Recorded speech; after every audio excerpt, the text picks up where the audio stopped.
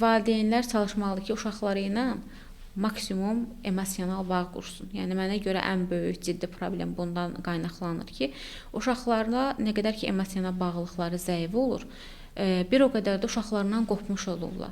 Və uşaq başlayır bu siz demiş emosional bağlılığı, yəni emosional aclığı belə deyək, nələrlənsə doyurmağa və burada ətrafında uşağın nə olur? Televizor olur, kompüter olur, telefon olur. Mənim fikrimcə daha doğrusu, yəni uşaqlarla birbaşa emosional bağlılıq olmalıdır və uşaqlara belə deyək də texnologiyanı qadağa qoyaraq, qorxudaraq yox, bundan necə istifadə etmək lazım olar. Bu prinsiplə yanaşsalar məncə bəli, öyrədilməli. Yəni uşaqlar gördüklərini götürürlər. Yəni biz uşağa nəyisə pis olduğunu demək əvəzinə onun pis olduğunu göstərməliyik.